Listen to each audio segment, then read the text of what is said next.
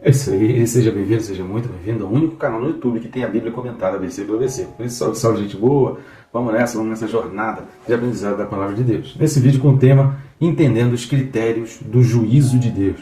Vamos pensar sobre isso? Sai daí não, fica comigo até o final. Vamos junto?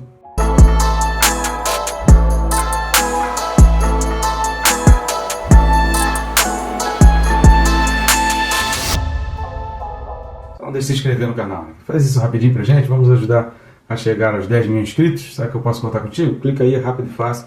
Você vai clicar no botão inscrever. Aproveita e clica no sininho. Clicando no sininho, marcando aí a opção todas, além de ser notificado a cada vídeo que for postado aqui no canal, isso também te lembra que você precisa estudar a Palavra de Deus, que você não pode deixar a Palavra de Deus de fora, né? Lucas 10, 27, sem o café do céu, não tem o café da terra. E sempre que você for comer, aquela notificação vai te lembrar que você precisa estar ligado com a Palavra do Senhor. Tá certo? Vamos lá, o texto desse vídeo. Romanos capítulo 2, os versículos são 2 e 3. Romanos 2, versículos 2 e 3, fala assim: Bem sabemos que o juízo de Deus é segundo a verdade, contra os que praticam tais coisas. Tu, ó homem, que condenas os que praticam tais coisas, e fazes as mesmas, pensas que te livrarás do juízo de Deus? Então aqui Paulo vai entrar, num trecho aqui dessa carta aos Romanos, que ele está falando realmente com os judeus, ele está falando diretamente com os judeus. Assista um vídeo passado para você não ter dúvidas com relação ao que ele falou no capítulo 1, aí, a partir do versículo 18 a 32, de achar que ali ele está falando para os gentios. Não é isso, exatamente. A gente vendo esse contexto aqui do capítulo 2, a gente vê que Paulo não estava ali falando para os gentios, falando dos gentios, como ele está falando aqui dos judeus. Aqui ele está sendo específico dos judeus, mas lá ele está falando de um tipo de homem, que tanto pode ser gentil como pode ser judeu. Agora, falar sobre o julgamento de Deus, sobre o juízo final, de que haverá, de que um dia todas as coisas a gente terá que prestar conta, isso é uma coisa muito complicada e muita gente tem muita dificuldade de entender isso, e essa é a origem de muita gente viver de uma maneira totalmente indissoluta, totalmente inconsequente. Vamos pensar um pouco sobre isso nesse vídeo, mas antes eu peço suas ajudas aí ao nosso canal. Uma delas, querido, é rápido, grátis e fácil. É o famoso triplo C, curtir, comentar e compartilhar. Que aí a gente caminha, fazendo a entrega da mensagem com 2 caminhões.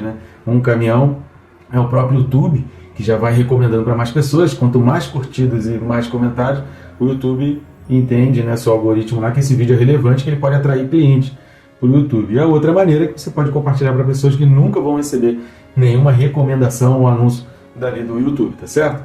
E a outra forma de também estar nos ajudando aí nesse QR Code que está aparecendo aqui do lado, ou se preferir no primeiro link que está na descrição, vai abrir o mesmo menu. Nesse menu de opções você vai conseguir encontrar as opções de adquirir esses nossos livros.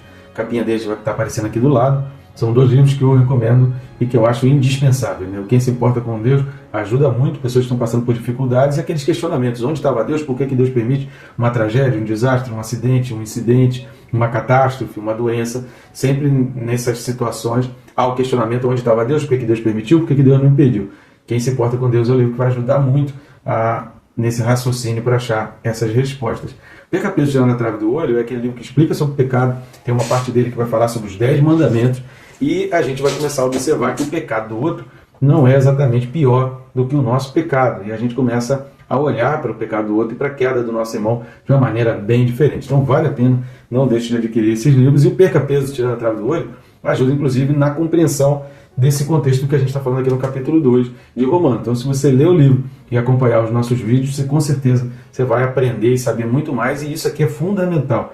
Isso que a gente está falando aqui no capítulo 2 da carta aos Romanos, e a gente vai falar aí do 1 até o 16, principalmente. Depois a gente vai voltar novamente no capítulo 6, no capítulo 14. A gente vai falar novamente sobre isso.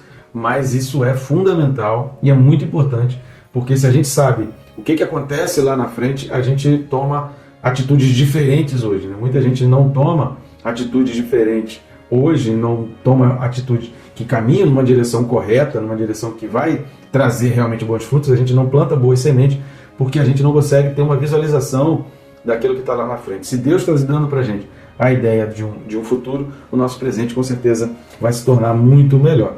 Paulo começa esse versículo 2 com o bem sabemos. Esse bem sabemos é aquela coisa assim que a gente vai iniciar falando aqui nesse vídeo. Por quê? Porque primeiro a gente precisa entender que haverá um juízo. Quando Paulo fala esse bem sabemos, é porque em toda a Escritura, você vai ver isso de Gênesis a Apocalipse, em toda a Escritura, não há dúvida nenhuma de que um dia todas as obras, tudo que se faz aqui, vai ser pesado, vai ser levado em conta. Há muitos textos, praticamente em todos os livros da Bíblia, há versículos, há texto, um livro ou outro só, que não falam nada que direcione para o fato de que um dia nós iremos prestar conta, de que um dia haverá um juízo, de que um dia Deus julgará o mundo. Então nós cremos nisso por causa dessas várias passagens bíblicas aqui. Eu vou ler algumas só, nem vou ler muito por causa do tempo também, mas se você pesquisar aí expressões como o juízo de Deus, juízo final, o julgamento, o dia do juízo, são expressões que, se você for pesquisar,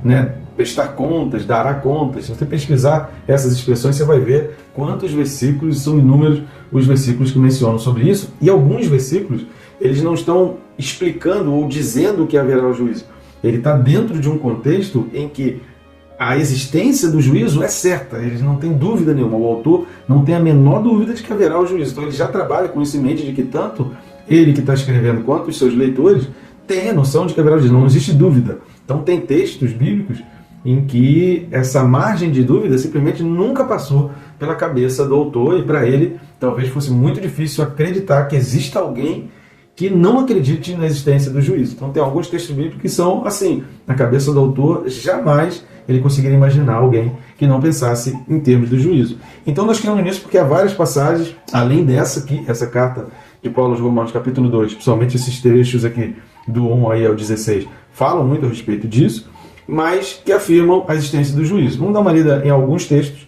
Primeiro, Mateus, capítulo 12, versículo 36. Mateus 12, versículo 36, palavra de Jesus Cristo, então aqui é Jesus falando, fala assim: olha, digo-vos que de toda palavra frívola que proferirem os homens, dela darão conta no dia do juízo, ou seja, haverá um dia do juízo. Então esse dia do juízo é um dia determinado. Repare que Jesus, ele não está... o sentido aqui dessa parábola, a árvore e seus frutos, não é explicar a existência do juízo, porque nos textos de Jesus Cristo, é aquilo que eu falei, não há a menor dúvida, a menor margem para imaginar um ser humano que não pense num dia de juízo, entendeu? Então, assim, essa hipótese não foi cogitada e você não vai ver isso. Vai ver ele falando com pessoas que já têm plena certeza de que tudo que se faz aqui vai ser prestado conta. Segunda carta de Pedro 2, versículo 9. Segunda carta de Pedro, capítulo 2, versículo 9, fala assim: é porque o Senhor sabe livrar da provação os piedosos e reservar sob castigo os injustos para o dia de juízo. Então, o dia de juízo, repare aqui que na cabeça de Pedro também era algo que era certo, e para os seus leitores também não havia dúvida nenhuma da sua existência. Romanos 14, versículo 12. Que a gente, se Jesus voltar antes, a gente vai falar sobre isso, Romanos 14, versículo 12 fala: assim, pois, cada um de nós dará contas de si mesmo a Deus. Ou seja, a prestação de contas. Não tem aqui a palavra juízo ou julgamento, mas dará contas de si mesmo. Como num dia de juízo em que você vai estar prestando conta de tudo que você fez, falou ou pensou. Hebreus capítulo 10, versículo 27. Carta aos Hebreus capítulo 10, versículo 27 fala assim: pelo contrário, certa expectação horrível de juízo e fogo vingador prestes a consumir os adversários. A gente tem já uma playlist aí da Carta aos Hebreus, tem a Carta aos Hebreus todinha comentada, versículo a versículo. Vale a pena dar uma olhada lá. Mateus capítulo 10, versículo 15. Evangelho de Mateus 10, 15 fala assim: em verdade vos digo que menos rigor haverá para Sodoma e Gomorra no dia do juízo do que para aquela cidade. Então, novamente, Jesus falando aqui do dia do juízo, já como certo, porque o objetivo dele aqui não é explicar o dia do juízo, é que essa expressão dia do juízo já era plenamente de conhecimento dos seus ouvintes, das pessoas, dos seus interlocutores ali. A maneira como ele está falando aqui, não há dúvida nenhuma na cabeça daquela pessoa que está ouvindo ali a existência do dia de juízo. Vamos voltar para Hebreus, Hebreus 9, versículo 27. Carta aos Hebreus, capítulo 9, versículo 27, fala assim: e assim como aos homens está ordenado morrerem uma só vez, vindo, depois disso, o juízo. Repare aqui que o autor também aos Hebreus não tem a menor dúvida da existência do juízo. Ele não está aqui explicando sobre a existência do juízo. Isso é uma coisa que algumas pessoas têm dúvida hoje, mas na mente das pessoas que escreveram o Novo Testamento, o Antigo Testamento, essa hipótese não passava pela mente deles. Um texto que eu gosto muito, acho muito interessante a respeito de juízo, Eclesiastes 12, 14. Eclesiastes 12, 14 fala assim: porque Deus há de trazer a juízo todas as obras, até as que estão escondidas, quer sejam boas, quer sejam más. Ou seja, a gente que pensa que a gente está conseguindo esconder todas as coisas, a gente que pensa que não tem ninguém observando, que não tem ninguém olhando, mas todas as coisas um dia serão trazidas a juízo. E, obviamente, né, não tem como a gente falar de juízo e julgamento sem mencionar o livro de Apocalipse, que a gente já tem também, tem uma playlist aí de Apocalipse, a gente tem um livro de Apocalipse aí comentado versículo a versículo, então vale a pena você dar uma olhada no livro de Apocalipse e entender um pouco mais. Mas vamos lá para Apocalipse capítulo 20, versículos 4 e depois o 11 e o 12. Eu recomendo toda a leitura do capítulo 20, né? Mas a gente aqui rapidamente vai ler só o versículo 4 e depois o 11 e 12. Apocalipse 20, versículo 4 diz: Vi também tronos, e nestes sentaram-se aqueles aos quais foi dada a autoridade de julgar. Vi ainda as almas dos decapitados por causa do testemunho de Jesus, bem como por causa da palavra de Deus, tantos quantos não adoraram a besta, nem tampouco a sua imagem, e não receberam a marca na fronte e na mão, e viveram e reinaram com Cristo durante 1000 anos. Então aqui, sem dúvida nenhuma, a existência de um julgamento. Versículos 11 e 12. Vi um grande trono branco, e aquele que nele se assenta, de cuja presença fugiram a terra e o céu, e não se achou lugar para eles. Vi também os mortos, os grandes e os pequenos, postos em pé diante do trono. Então se abriram livros, ainda outro livro, o livro da vida foi aberto, e os mortos foram julgados segundo as suas obras, conforme o que se achava escrito nos livros. Então a gente já vê aqui também, no próprio livro de Apocalipse, né, as palavras aqui da revelação dadas a João, que essa questão de conforme as suas obras era uma questão também muito marcante, porque cada um vai prestar conta de si e a gente não vai prestar conta do que o outro fez, né? A gente vai prestar conta da nossa própria vida. A gente vai falar sobre, um pouquinho mais para frente, sobre a questão das suas obras, que os judeus tinham uma interpretação um pouco diferente. No final, a gente vai terminar com isso. Mas só para a gente fechar aqui, na Bíblia, o julgamento de Deus não é uma teoria ou uma forma de interpretar. É uma promessa real e é algo que já estava na mente de todos os escritores da Bíblia. E uma outra questão também com relação ao juízo é que Paulo ele vai usar de uma sabedoria tremenda, porque ele vai usar uma mesma estratégia que Natan usou com Davi. Falando aí no capítulo 1, do 18 ao 32, é aquilo que a gente disse no vídeo passado, né? Para o judeu já olhava aquilo com aversão, já falava, essa pessoa precisa morrer, essa pessoa não tem como entrar no céu, esse tipo de homem, dito aí, é um gentio, esse tipo de homem, ele não tem parte comigo, ele não tem como eu me aliançar com ele, esse tipo de homem é imprestável, esse tipo de homem, ele é o pior dos piores. E aí, que entra o capítulo 2, que Paulo vai falar, mas você condena essas coisas, mas vocês também estão fazendo isso. Então, se essas coisas são condenáveis para eles, por que não são condenáveis para vocês? E aí é que entra em choque os judeus, né? Então, essa sabedoria de Paulo, ela é tremenda, porque ela vai é a estratégia que vai levar os seus interlocutores, ele vai aguçar nos seus interlocutores, querer justiça. Não, isso não pode acontecer, como é que pode isso? Que show da Xuxa é esse? Como é que pode isso acontecer? Como é que pode? Essa pessoa não presta, essa pessoa é pior dos piores, essa pessoa é malvada, essa pessoa é terrível, essa pessoa tem que morrer mesmo, essa pessoa precisa de um julgamento. E aí Paulo vai falar aqui no capítulo 2, mas e você? Você também. Essa pessoa é você. Essa pessoa não é o gentio, porque conforme Paulo vai falando no capítulo 1, o judeu entendia aquilo dali falando, ele está falando do gentio. Mas aí no capítulo 2, Paulo está falando assim, não estou falando do gentio não, estou falando de você. Você é exatamente tudo isso que eu falei aqui, principalmente nos versículos de 29 a 31, você está cheio, está repleto dessas atitudes e dessas práticas aqui. Por que ele vai ser condenado por causa disso e você não? Tá entendendo? Então, essa pergunta aqui no versículo 3, tu, ó homem, que condenas os que praticam tais coisas e fazes as mesmas, pensas que te livrarás do juízo de Deus? Então, por que a pergunta de Paulo se eles vão ser condenados por causa dessas práticas, mas vocês estão fazendo a mesma coisa, vocês acham que vocês não serão? Por que só eles serão e você não? Tá entendendo a sabedoria de Paulo? É a mesma coisa que Paulo fez, que Natan fez com Davi. Vamos dar uma lida lá? Segundo livro de Samuel, capítulo 12, de 1 a 7. Segundo livro de Samuel, capítulo 12, versículos de 1 a 7, fala assim: O Senhor enviou Natan a Davi. Chegando Natan a Davi, disse-lhe: Havia numa cidade 2 homens, um rico e outro pobre. Tinha o rico ovelhas e gado em grande número, mas o pobre não tinha coisa nenhuma, senão uma cordeirinha, que comprara e criara, e que em sua casa crescera, junto com seus filhos. Comia do seu bocado e do seu copo bebia, dormia nos seus braços e a tinha como filha. Repare como Natan aqui vai trazer aquele sentimento familiar aqui para Davi. Versículo 4. Vindo um viajante ao homem rico, não quis este tomar das suas ovelhas e do gado para dar de comer ao viajante que viera a ele, mas tomou a cordeirinha do homem pobre.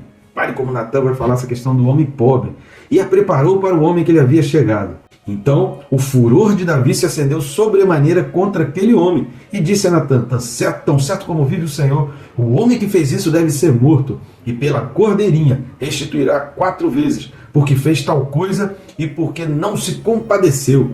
Então Natan disse a Davi: tu és o homem. E aí continua aí o versículo 7, mas eu quero fechar o sentido. Se quiser, você pode continuar aí, para você ver o desfecho dessa história, mas o que eu quero trazer é exatamente essa estratégia de Natan, que vai contar uma história de uma injustiça feita e vai enfatizar bem que era um homem rico contra um homem pobre, aquela coisa de que olha quem enquanto a injustiça feita, aguçou em Davi aquele senso de que não, isso precisa ser condenado, esse homem precisa pagar pelo que fez, e aí Natan vai falar assim: mas esse homem é você. Então se aquele homem merece a punição, merece o castigo, por que você vai achar que você está livre disso daí? Então essa é a tônica desse capítulo 2 aqui de Paulo aos Romanos. Exatamente isso. Então a gente não pode se prender nessa ideia que alguns autores, você vai ver aí se você pesquisar e ler algum livro, muita gente está falando, olha, no capítulo 1, do 18 ao 32, Paulo está falando dos gentios, e no capítulo 2, Paulo está falando dos judeus. Nada disso. Paulo está dando um exemplo no capítulo 1 de um tipo de homem que, para aguçar nos judeus aquele senso de justiça, não, mas como é que pode, vai ser condenado? E aí, Paulo vai chegar aqui no capítulo 2 e vai dizer: você faz as mesmas coisas. E essa pessoa que está falando aí, toda essa condenação para eles, por que você acha que você vai se livrar disso? E aí é que entra a grande questão. Porque Paulo vai falar aqui: bem sabemos que o juízo de Deus é segundo a verdade. Segundo que verdade? A verdade de Deus. E aí aqui a gente precisa entender, lá no versículo 18 de Romanos 1, Paulo ele vai falar assim: ó, a ira de Deus.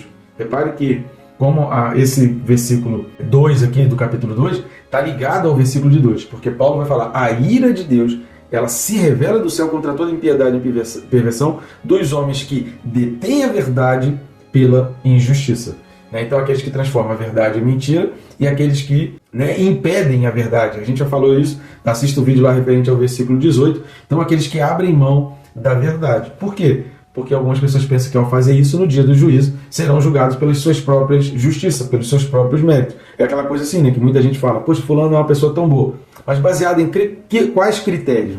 Se a gente lê esses critérios elencados por Paulo aqui, no capítulo 1, do 18 até o 32, todos esses critérios, desde a idolatria, do abandono da verdade, da escolha da própria vontade, da mudança das relações naturais, das relações sexuais, passando por toda aquela lista do 29 ao 31, será que se a gente botar nesse crivo aí, a gente pode realmente dizer que a pessoa é boa? Porque a gente não vai ser julgado de acordo com os nossos critérios, porque se você ler o livro de Jó, você vai ver que Deus questiona isso para Jó. Por que você está me questionando? Por que você está perguntando para mim tantas coisas? Onde você estava quando eu criei o sol? Onde você estava quando eu criei a lua? Então a gente quer ordenar um Deus sobre o sol, sobre a lua, sobre as estrelas, sobre a existência de um monte de coisa.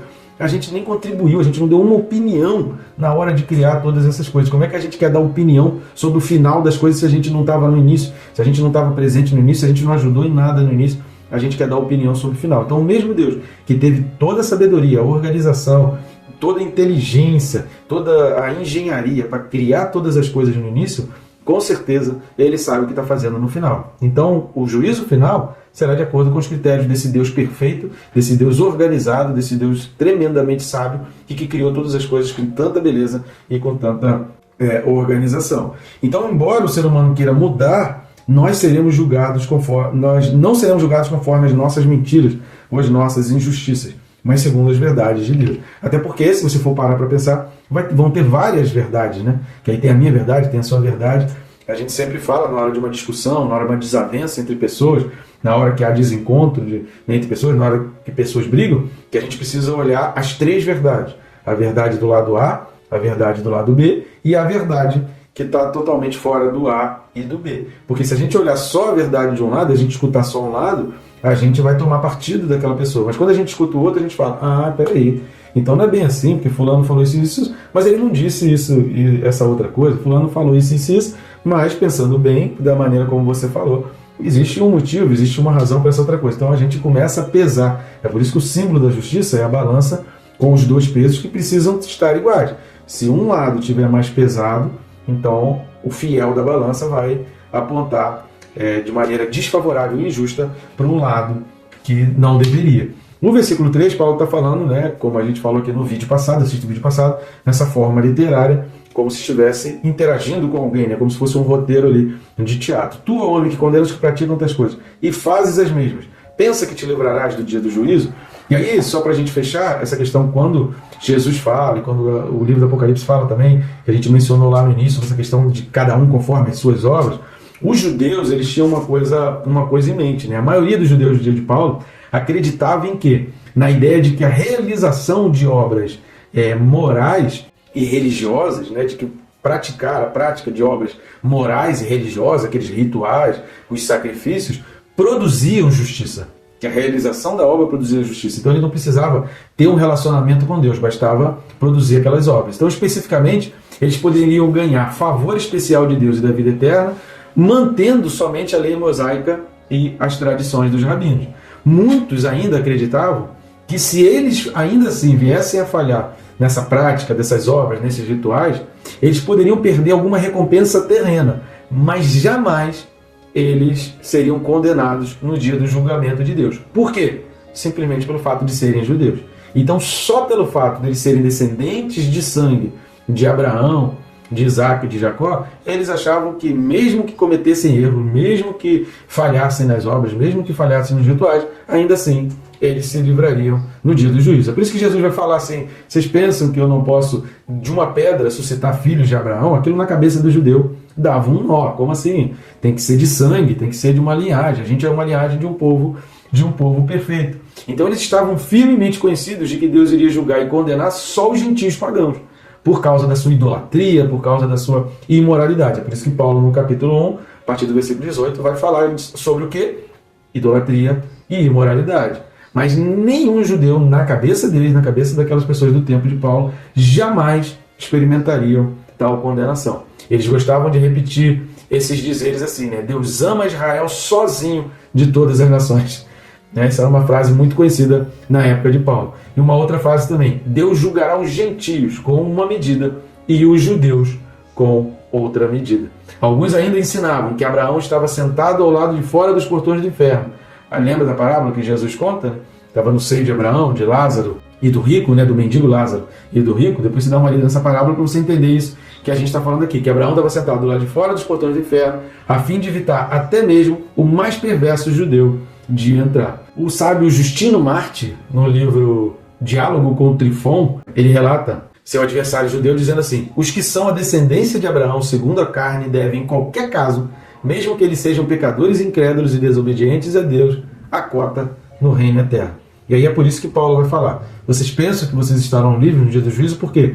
Porque na cabeça do judeu, eles ficariam livres, independente se eles praticassem pecados, se eles não fizessem os rituais. E aí Paulo vai dissertar aqui sobre a importância do relacionamento com Deus, que as práticas corretas e evitar aquelas práticas todas de idolatria e imoralidade que ele fala no capítulo 1, o objetivo daquilo é ter um relacionamento mais profundo e mais íntimo com Deus, que é a santidade, ou seja, é uma vida mais próxima, uma vida mais íntima, uma vida mais ligada a Deus e mais conforme à verdade. Não só para o dia do juízo, mas no nosso dia a dia. Tá bom, gente boa? E Deus te abençoe rica e abundantemente.